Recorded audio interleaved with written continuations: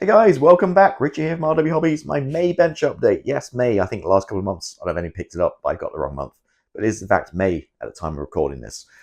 So yeah, updated what I've been working on. I've got two finished builds. Yep, two builds to talk about what I've got upcoming. And you can see there, Millennium Falcon poking in the corner. Excited to show you that. It's all kind of put together pretty much as well. So let's start with a little bit of admin. Have you heard, but YouTube are changing the rules for ads. So right now, content creators can kind of select where they put them. I always put, well, for years now, I've put one at the beginning of the video, one at the end of the video, because I hate I hate ads in the middle of the video. Nothing worse. I can kind of lose control of that. So as of May the 12th, YouTube's going to start throwing ads in the middle of videos. So yeah, don't shoot the messenger. But if you start watching my videos and there's tons of ads in the middle, nothing I can do about that. This is YouTube changing the rules on engagement, unfortunately. Now, I will say the YouTube, I'm not endorsed by many means or kind of promoting them, but the YouTube premium plan is definitely well worth it if you watch YouTube like I do. I've done it for about a year now, so I think it changes all the time. I think it's about $14.99 maybe a month. Now, the weird thing is if you do it on your iPhone, it's way more expensive because Apple charges like their fees, the markup fees with Google, whereas if you just go on a desktop computer, it's actually cheaper, the subscription. So it's basically removes all the ads. So like I say, I watch more YouTube and more TV. So for $15 a month, I get no ads on any of the videos I watch, which is awesome. But more importantly, get YouTube music. And for me, that's the best music out there. It's better than Spotify, better than Pandora. So when I'm driving around town or whatever in my car, Bluetooth to my phone, I'm using YouTube music. And you can set playlists. It's really cool. You just put like a song on. It'll just like, yeah, AI would just keep playing songs, that kind of genre. So yeah, I'm really big fan of YouTube music, and YouTube for $15 a month, I think it's a solid deal. So if you're kind of on the fence, yeah, think about it. But again, go on your desktop computer because for some reason it's way cheaper than if you try to subscribe on your phone. Go figure. So that's that plug out of the way about the ads. So just heads up on that one. And let's talk about what I've been working on. So last month we kind of talked about the SU-27. Actually finished it, so let's go ahead and take a look. All right, so the first finished build of the month, and this is the SU-27, the Great Wall Hobbies 48 scale kit. Now we talked about it a little bit last month, and this is on my Patreon, and well, will be on my Patreon. It's a full video build series, I think 8 parts. We'll be right up after the F-16 Israeli one. We're working through right now. Great kit. It's Tamiya quality. I'd say the way this went together is like Tamiya F-14. It's went together really well. No real issues at all. Although you can't really see it on here, but I cracked the canopy. So as always, I used a couple of bits of white glue just to hold the canopy down. I went to pull it up after I finished painting it, and maybe put a little too much pressure on and cracked it right down the middle. As you can see, luckily it was a clean break, so with some white PVA glue so it didn't fog the glass, I just glued it back together. And on the shelf, you can't really see it, but what a frustration. And again, that's the chances you get with kits like Great Wall Hobbies. There's no aftermarket. So if Tamiya or Trumpeter, Hobby Boss, you break a canopy, chances are, maybe have to wait a little bit, but you can reach out and get these spare parts. Whereas there is no customer service for Great Wall Hobbies or Lion Raw. It's a holding company. So we get this back on now. There we go. Yeah, I used I think it's Aries, the resin seat with a pilot molded in. That turned out really well. I'm really happy with that one. Used Quinta Studios cockpit set in there. Again, you can see the buttons and stuff. It's a really small cockpit, but that was a cheap set, and glad I did that. And as you can see, you got the beautiful Digi-Camo, hand painted. So use the Aero Mask set and Hataka paints on this one. Hataka lacquer paints, and they do react with the Aero Masks. So you got to leave it like a week, or I do 10 days to each color for it to go off completely, so you don't get that kind of sticky residue on. I got some on, not a big problem, using Goo Gone as I did in my SU-25. You'll see that video, same problem. Just got to get Goo Gone to get rid of the adhesive, which kind of sticks to the paint, and just wash it off in the kitchen sink. Pretty straightforward, just an extra step just needs to be taken. But overall, love Digi-Camo. Goes really well with that SU-25 I did, and yeah, both Ukrainian. Just use the decals out the kit. I didn't want to spend $30 on new decal set, so I just used the Ukrainian decals which came in this kit. And other than that, yeah, pretty much out of the box. All the ornaments came in a box. Did the metal work back here. Pretty impressed with the metalwork, how it turned out. Just kind of eyeballed it with various metallics. Again, it'd be featured in the build series. But I managed on my Cricut machine create these custom masks by measuring all these little areas and help mask off. And you see all these little color changes and stuff on there. So yeah, this is what I did my Cricut machine. So done myself, which I was again pretty happy with. But overall, pretty cool aircraft. Love the SU-27, very sleek. The kit does have the nose open, so you can see the radar. I think it spoils a line, so I did close it up. And it was kind of tricky to get it lined up because there's no real fitment kind of points, attachment points. But we got it together, and no problem at all. The other thing, Great Wall Hobbies, the instructions weren't that bad with this one. Sometimes they can be terrible. I think some of the color callouts might be slightly off. For example, we've got this kind of weird kind of buffy color in the speed brake. I think it should have been red, but nevertheless, it still looks pretty awesome. So yeah, highly recommend this one. So I got an SU-35 in my stash from Great Wall Hobbies, so I'll be looking forward to building that one. And again, this one was a joy to build. So there, that's the first one. So first one completed, and on to the next. There we go. Great kit, as I mentioned, highly recommend it. It's Tamiya F14 quality kit. It goes together well. The instructions aren't too bad for Great Wall Hobbies. Some of the angles and stuff are a little bit tricky to kind of figure out where the stuff goes, but if you watch my build video on Patreon, you'll see exactly how I tackled it. And then after that one, I got straight in, up and running with a second kit, and that was Zvezda's C130 Herc. And I finished that one. Started it and finished it in a month. So let's go ahead and take a look at that one. Here she is, the finished C130J 72nd scale from Zvezda. And yeah, great kit. Zvezda really makes some great models. The SU-25 was really nice. The KA-52 Alligator, I have that in the stash. That looks a really nice kit too, really nicely detailed. But this in particular, great kit. Now, I was a little hesitant because some people complain about this, like not going together well. It went together, no problems at all. And let me give you a quick little look around here as I carefully kind of show you.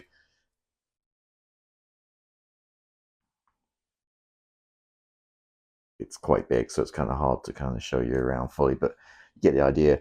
And not a tail sitter either, amazingly well. So let's talk about it. You got lots of detail in the kit. Let me get a box and show you real quick. So it's a J version. As you may or may not know, there's quite a few different versions of this. It's this kit right here. And also, if I open the box, you'll see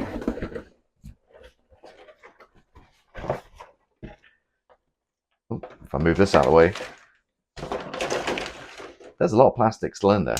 And that's because this kit has a full interior. So you can really go to town and detail this thing. Open the ramp, put some 72nd scale cargo pallets in there or something. Really detail it out. As I've it closed up, I thought there's no point. You're not going to see inside it. And that's the case. You don't see inside it. The flight deck, simply just painted the seats, painted the main color, didn't do any weathering, any detailing, because again, you don't see it. The only thing I can notice here is I should have painted, maybe in hindsight, paint the top of the plastic where the window goes in, because you can see down and you can see like the grey plastic underneath from this angle. Not a big deal. A couple of windows did fall through. I used the old trick of Mod Podge, and I do have the gloss one. Simply with a toothpick, just dipped it in, pushed it in a window, pulled it out, and it dries crystal clear like a window. So these couple of windows on the side that fell through, no big deal. We kind of saved us there. Had a couple of ideas with this one. I was going to do the Fat Albert in the blue. I thought on this scale it might be a little toy-like, just a gloss blue Herc with no real weathering. So I went with this scheme instead, which is the 50th anniversary edition. As you can see there on the tail, actually just off camera there. There you go, you can see it a little better now. With a green color. So started using Attacker, had a correct version of green. It didn't go down well. It doesn't look right. So I came back with straightforward Tamiya NATO green and deep and dark green, sorry, for the darker parts. And it came out really well. Just a quick little wash. Did a black wash actually with this one. Flory Models black wash. and a little bit of the oils just on a few panel lines here and there, nothing crazy at all. Nice decals came with a kit for the blades there, nice detail, and there we go. It's pretty much it. So yeah, it's a really good kit. Went together no problems at all, as I mentioned. The decals, these were extra decor, or extra decal, whatever you want to say it, from Hannants. Did give me a few problems. They didn't quite fit properly. See, they don't quite line up with the colors down here, and I had to kind of add a little bit of extra blue afterwards to kind of blend it all in to make it match. So that wasn't ideal. A few cracks on the tail.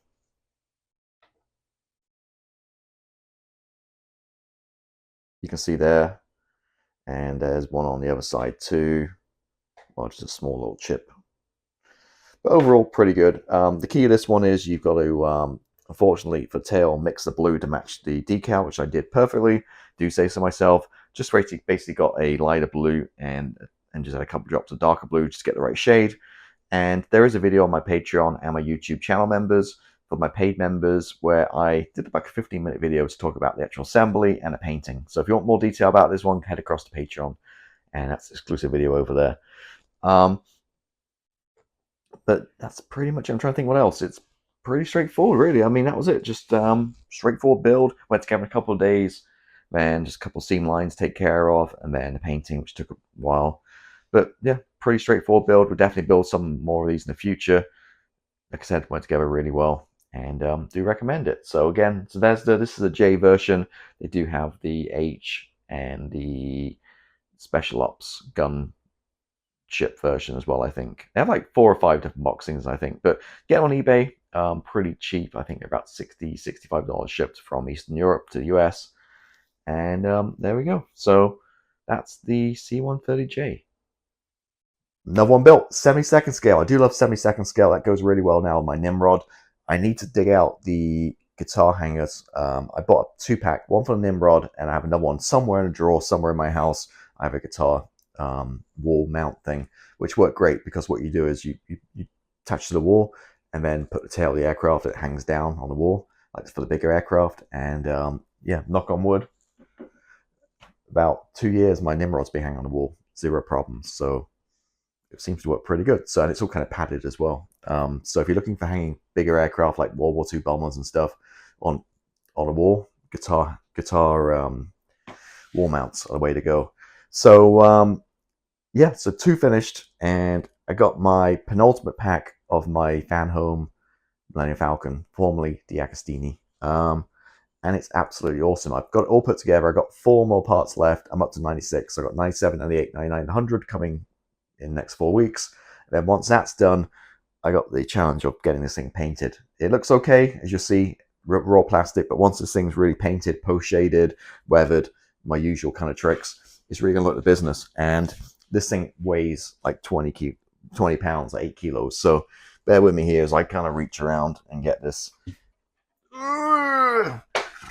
big boy. Here she is. Look at, I can roll back. Look at this thing. Studio scale, 43, 143 scale, Millennium Falcon. And she's all together minus the feet, the radar, and say a little bit more work on the engine back here. You see there's some gaps back there, but this will be finished in a month, and it's super heavy. I can't hang this on the ceiling, it's too heavy. If this falls down, it's going to kill somebody, kill a small child. So I got to figure out something to do with this. Maybe build it into a coffee table or something. I don't know. Also have the Lego Millennium Falcon as well, so I don't really need 2. So at some point I'll decide whether to build the Lego one, which is still sealed in its box, and keep that one, or probably get rid of the Lego one and just keep this guy. This does have an interior as well. I'm not going to do it right now, but you can lift the panels off the front there, and you can see the interior. Got lights, all kinds of stuff. The ramp opens and closes, all kinds of lights, engine lights, landing lights, you name it. There she is. Very awesome. Tons of detail on this thing, and I do recommend it. Now, it is 2-year commitment, and it's not cheap, and it is sometimes it's like building tank tracks, because it has a metal frame.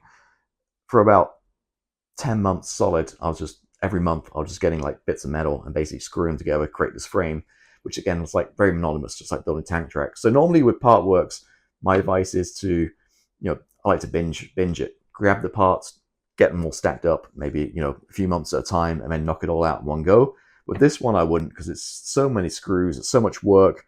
I would do it every month, like I have been doing, and I think that's the way to go. But again, one last look at this. That's the underside, and obviously, to get this thing painted, who knows how many tins of paint. I'm definitely going to rattle can prime it, black probably, then come back with some white for some shadow coat, and then whatever color I'm going to do for the main color there. But that is the massive studio scale Millennium Falcon. So let me put it down without breaking it. It's getting a little tricky now because it's a little fragile around the sides, the detail on this. But there we go. Actually, you know what? Let me just slip it in a little bit more behind the bookcase so it doesn't break. There we go. Pretty awesome. What do you guys think? If you're a Star Wars fan, yeah, it's a lot. Like I said, a lot of money, but that thing is massive. Yeah, I have no idea where to put that thing. So that kind of wraps up what I've been up to. So obviously now it's time to start a new project. So going through what I've got and what I've decided to start building right now is this Tamiya's F35C in 48 scale. Now I've built the B. It's up there off camera. And I've done a build series of that one. So, kicking the tripod over. Let me straighten my camera up here. So I've done the B. No, I've done the A. I've done the A about 3-4 years ago now when it first came out. Done a build series, so I don't necessarily need the whole build series for this one. It's pretty much the same. Obviously, some nuances, but the kit itself, most of it's the same. So I'm going to do the same as what I did with the hook. I'm going to do a simple 15-minute edited video, just highlighting some of the assembly stuff and the painting and weathering, the key points, and that will be up on just Patreon and YouTube channel members only. God, it's hard to say.